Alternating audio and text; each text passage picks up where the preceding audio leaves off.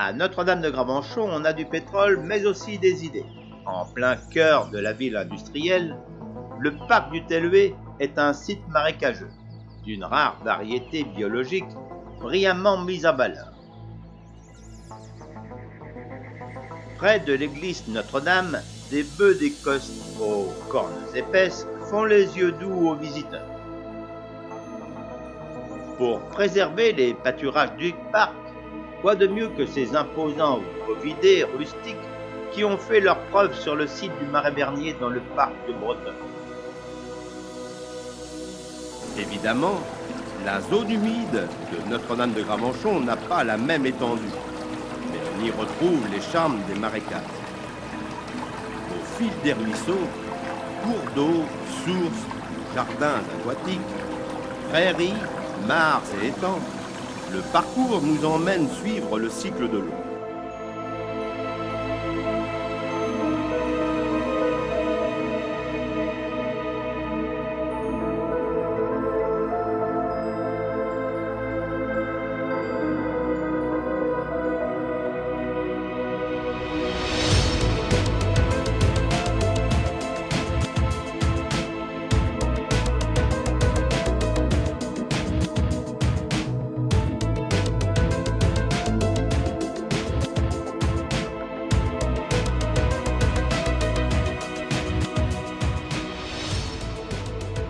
Cet aménagement est aussi un bel exemple de lutte naturelle et préventive contre les inondations. En cas de forte pluie, les marécages se gonflent d'eau, les fossés et les mares la retiennent. En 1993, hélas, ce ne fut pas le cas. À la suite d'un violent orage, cette petite rivière normalement paisible, transformée en torrent, nous a occasionné des dégâts matériels.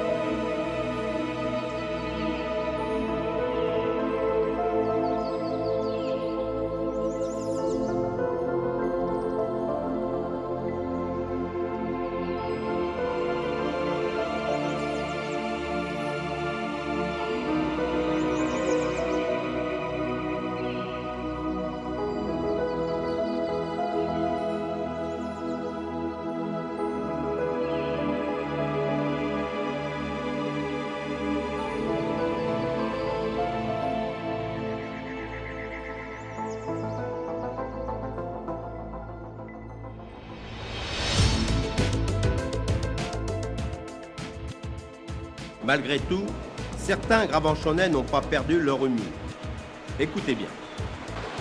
Vu d'en haut, c'est encore plus impressionnant. Vous allez presque avoir de l'eau chez vous, hein, les enfants là. Ouais. Bah, il va peut-être falloir qu'on appelle quand même. Hein. Pourquoi? Bah, que les pompiers viennent avec leur pompe, je sais pas moi. Avec des éponges? Leur pompe. Non, pas avec des éponges.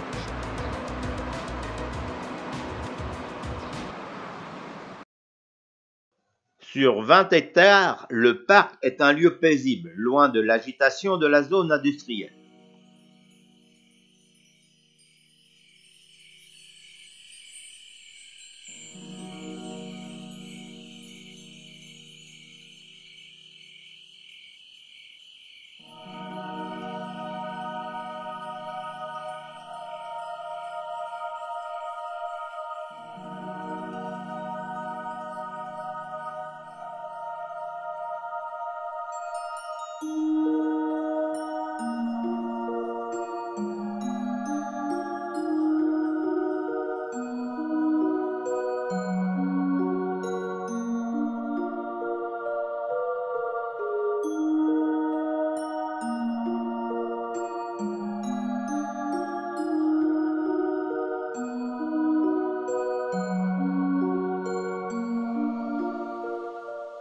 Ici, les pêcheurs tentent leur chance dans les étangs.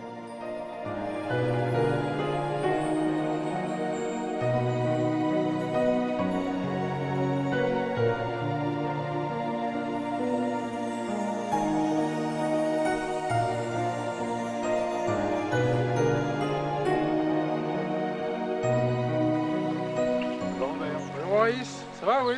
Ça va. À propos des étangs, et pour en savoir plus, nous avons invité M. Robert Guéroux, ex-président de la pêche et grand défenseur du milieu aquatique. Alors Robert, tu peux nous parler du site où nous nous trouvons?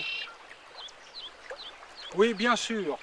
Autrefois, le débit de cette rivière était beaucoup plus important. On y pêchait des truites en aval de la source. Des truites?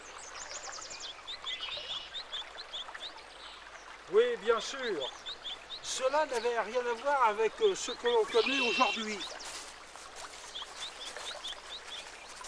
Entre la source en amont et les étangs actuels, et le cours du Tellué se situait un vaste marécage, couvert de plantes aquatiques, de roseaux et d'arbres.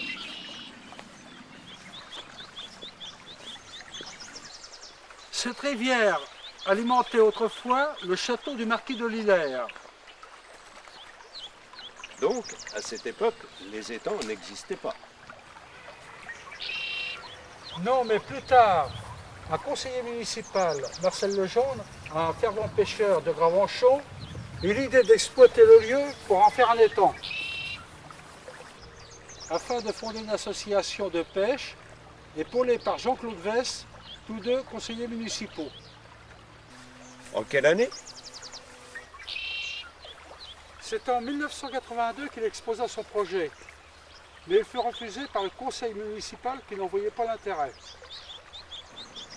Un an plus tard, Jean-Claude Vess devint maire, Marcel Lejeune revint à la charge et Jean-Claude Vess insista sur l'utilité du projet au conseil municipal.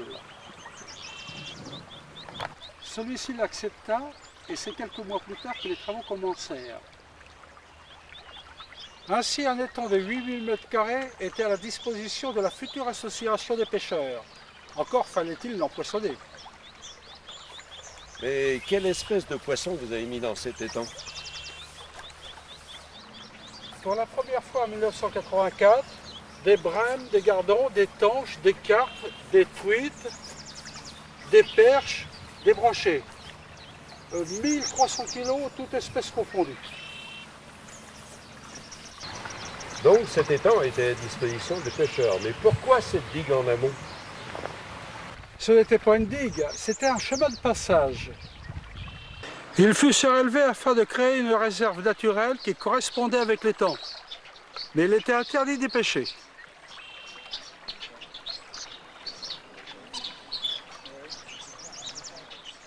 En 1993, cette réserve devint un étang. À la place du chemin de passage, on construisit une digue. Et depuis cette date, on y déverse des truites arc-en-ciel pour le plaisir des pêcheurs.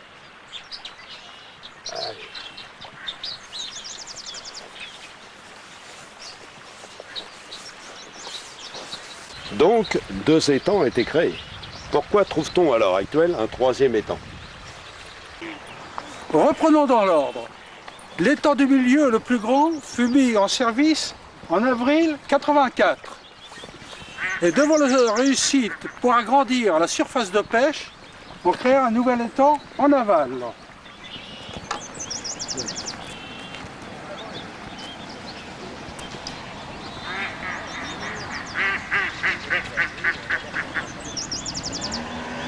Revenons en 1993. En juin, un violent orage éclate, endommageant les digues et les étangs. Pour la réfection et le renforcement des digues, nous avons été amenés à les vider. Les poissons ont été récupérés par les membres de l'association de pêche et déversés dans la réserve du Grand Étang, qui après l'orage contenait suffisamment d'eau. Ensuite, dans l'étang enclos du Béguinage et à l'île Bonne. L'association nous autorisant à pêcher dans leur étang pour compenser la fermeture accidentelle de nos plans d'eau.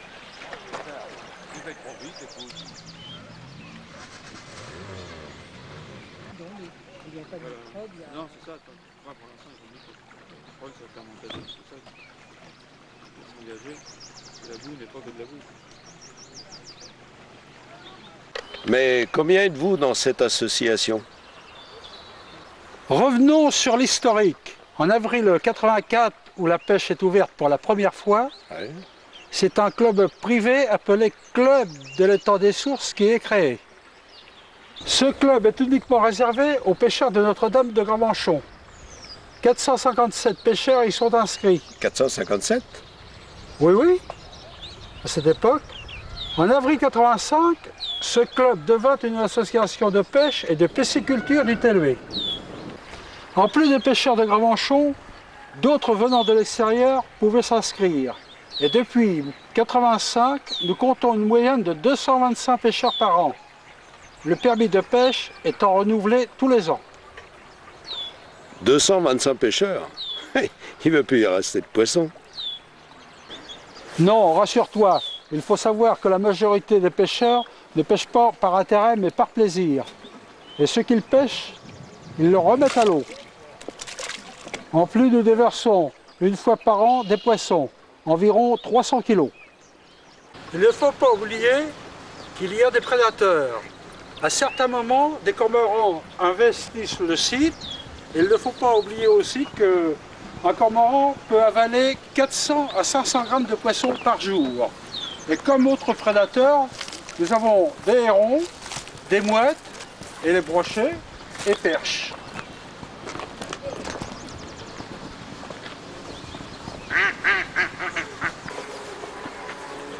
Et le débit des sources suffit à alimenter les étangs? Hélas, non, la source s'est tarie 2 fois. Devant l'urgence, la commune nous a installé en aval des étangs une pompe ramenant l'eau de la fontaine Saint-Denis et des étangs dans l'étang amont.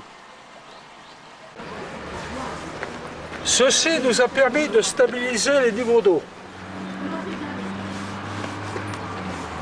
En 1993, ces digues sont consolidées. Ces étangs de pêche deviennent aussi des bassins de rétention.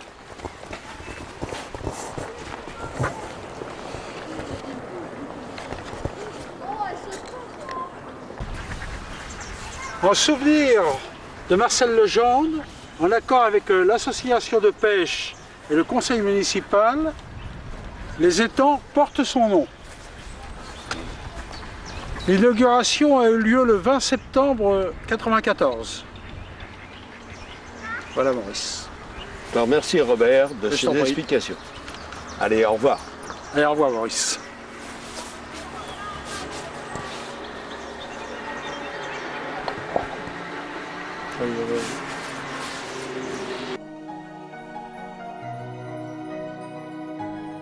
En 1995, le trophée du ministère de l'Environnement a été décerné.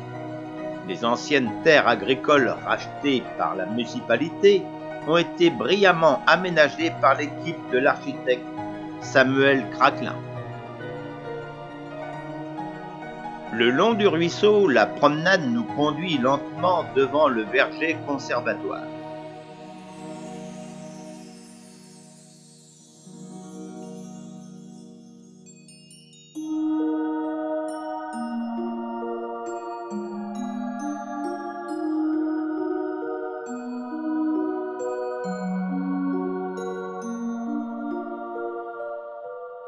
« 280 sortes de pommiers ont été plantés.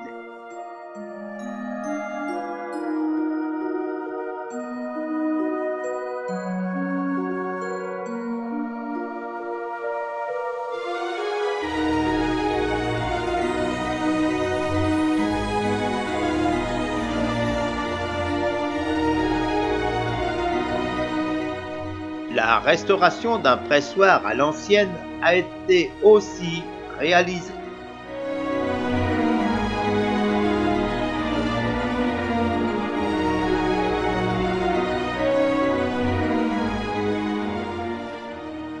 C'est au fond de la vallée du Tellué, sous le bois du parc, près des sources et autour de la chapelle Saint-Denis, que les comtes d'Évreux établirent leur château. L'endroit n'était sûrement pas désert lorsque les comtes y construisirent leur premier bâtiment. Non seulement le site avait déjà été occupé à l'époque gallo-romaine, mais la mise à jour des restes d'une cabane du haut Moyen-Âge et aussi le vocable de la chapelle Saint-Denis de l'époque mérovingienne laisse supposer que les abords de la fontaine étaient déjà aménagés. Une des hypothèses actuellement à l'étude est que ces édifices auraient pu appartenir à un complexe agricole et résidentiel formé d'un semis de construction dispersé autour de la chapelle, complexe que le château proprement dit serait venu plus tard recouvrir. Ce château aurait été au milieu du XIe siècle la propriété de Raoul de Gassé, frère du comte d'Évreux Richard, avant d'être confisqué par le duc Guillaume le Conquérant. La fortification se présente comme un vaste complexe formé de plusieurs enceintes fossoyées. Érigée autour de la chapelle Saint-Denis, l'enceinte principale est délimitée par un puissant rempart de terre en forme de croissant, encerclant un espace ovalaire de 35 à 65 mètres de diamètre. Il faut imaginer que ce talus était probablement à l'origine couronné d'une palissade en bois. Les fouilles de 1979 à 1985 ont exclusivement porté sur l'intérieur de l'enceinte principale. Menées de manière à peu près exhaustive sur toute la surface de cette cour, elles ont permis de reconnaître les traces de nombreux bâtiments en bois, restituant ainsi, dans ses grandes lignes, l'organisation du château des Comtes au XIe siècle.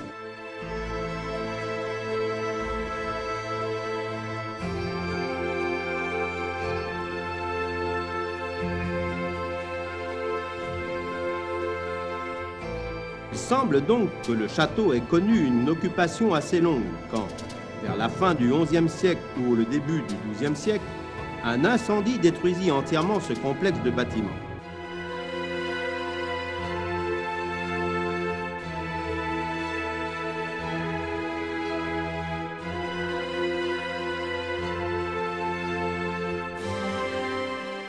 Le château fut partiellement reconstruit après l'incendie. C'est sans doute à ce moment que fut entreprise la construction de la plus grande partie des ouvrages de maçonnerie.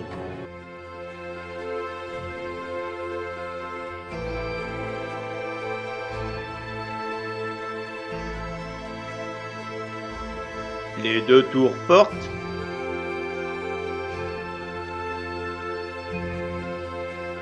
le mur d'enceinte,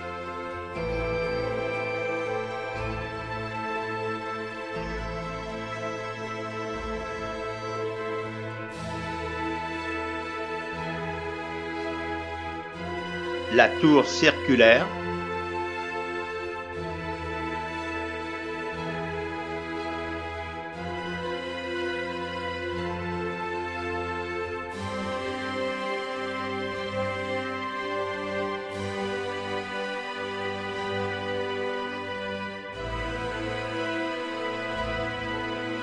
le logis,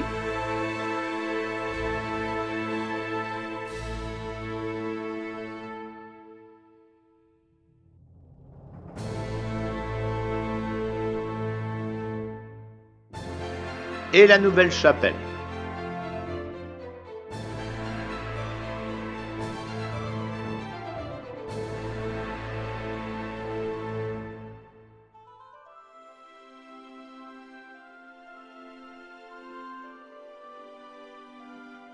N'oublions pas qu'en 1204, la terre de Gravenchon ayant été rattachée par Philippe Auguste au domaine royal, le château de la Fontaine Saint-Denis devint la propriété du roi. Au cours de la première moitié du XVe siècle, le château fut détruit par un incendie. Seul resta debout pour quelques siècles encore la chapelle Saint-Denis.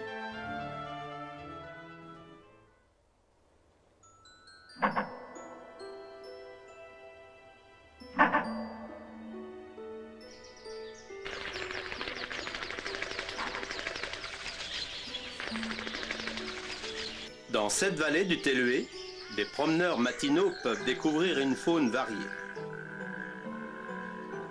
Si vous avez de la chance et que vous êtes patient, vous pourriez apercevoir des mésanges, des martins pêcheurs, des alouettes, des faucons cresserelles et même des hérons.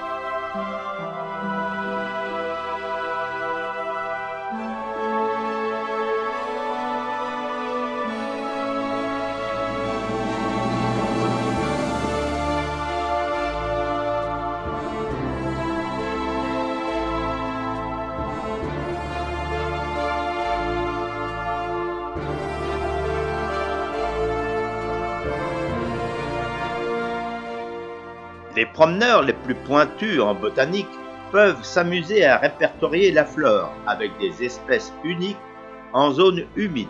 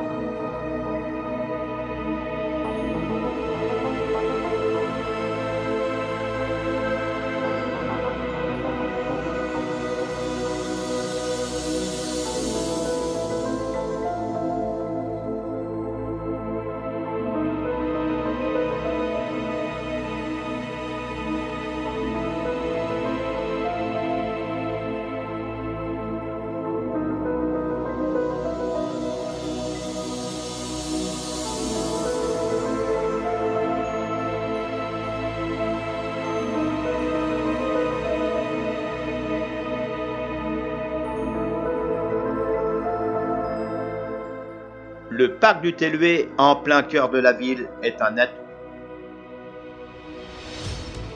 Cité du pétrole ou cité de la nature? Notre-Dame de Gramanchon a prouvé que les deux n'étaient pas incompatibles et pourraient servir d'exemple à d'autres communes.